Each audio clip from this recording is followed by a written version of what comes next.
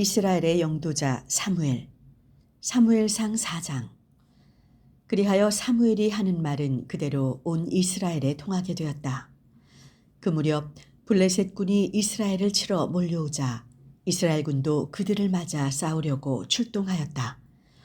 이스라엘 군은 에벤에젤에 진을 쳤고 블레셋 군은 아벡에 진을 쳤다.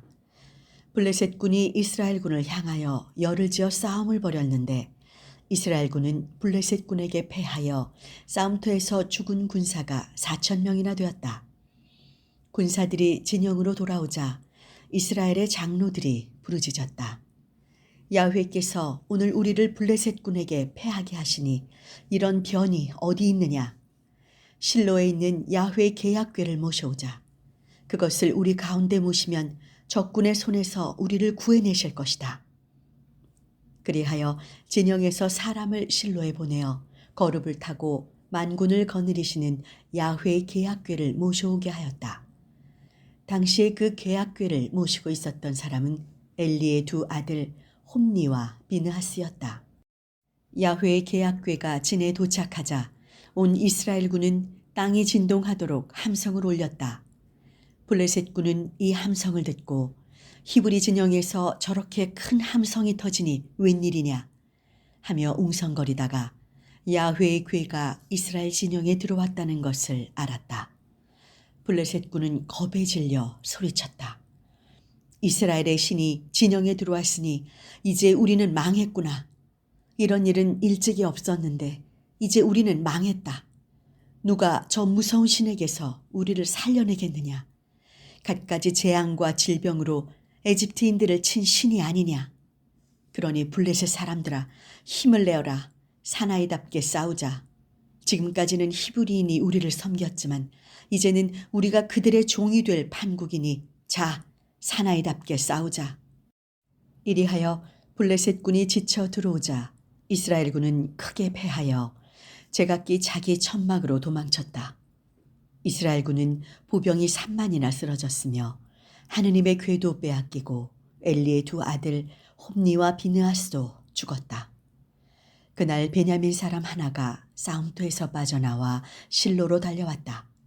옷은 갈갈이 찢기고 머리에는 흙을 뒤집어 쓴 채 그가 다다랐을 때 엘리는 하느님의 궤가 걱정이 되어 성문 곁 의자에 앉아 소식을 기다리고 있었다.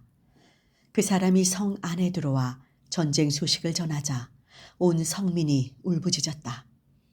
그 아우성 소리를 듣고 엘리가 어찌하여 이렇게 소란스러우냐고 묻자 그 사람이 급히 엘리 앞에 나와 소식을 전하였다. 엘리는 나이가 98세나 되었으므로 눈이 어두워 앞을 보지 못하였다. 그 사람이 엘리에게 저는 싸움터에서 왔습니다. 지금 막 싸움터에서 뛰어오는 길입니다. 하고 말하자 엘리는 그래 어떻더냐 하고 물었다. 이스라엘 군은 많은 전사자를 내고 블레셋 군에게 쫓겨 뿔뿔이 도망치고 말았습니다. 사제님의 두 아들 홈니와 비느하스도 죽고 하느님의 궤도 빼앗겼습니다. 전령이 이렇게 대답하자 성문 곁 의자에 앉아있던 엘리는 하느님의 궤를 빼앗겼다는 말에 그만 뒤로 넘어져 목이 부러져 죽었다. 그는 늙어 몸이 무거웠던 것이다. 이리하여 40년 동안 이스라엘을 영도한 그의 생애는 끝났다. 그의 며느리 비느하스의 아내는 임신 중이었는데 해산할 날이 다 되어 하느님의 궤를 빼앗긴 데다가 시아버지와 남편마저 죽었다는 소식을 듣자 갑자기 진통이 오는 바람에 웅크린 채 몸을 풀었다. 그 여인이 숨을 거두려 할 때 시중을 들던 여자들이 염려 말아요 아들이요 하고 알렸으나 그 말은 들은 채도 않고 대꾸도 없이 다만 영광이 이스라엘을 떠났구나 하고 중얼거렸다. 그리고 그 아기의 이름을 이가봇이라 하였다. 하느님의 궤는 빼앗기고 시아버지와 남편은 죽었다고 해서 그렇게 말하였던 것이다. 그는 하느님의 궤를 빼앗겼으니 이제 영광은 이스라엘을 떠났다 하고 말하였다. 사무엘상 5장. 블레셋 군은 빼앗은 하느님의 궤를 에벤에젤에서 아스돗으로 옮겼다. 블레셋 군은 그 하느님의 궤를 다곤 신전으로 옮겨다가 다곤 바로 옆에 두었다.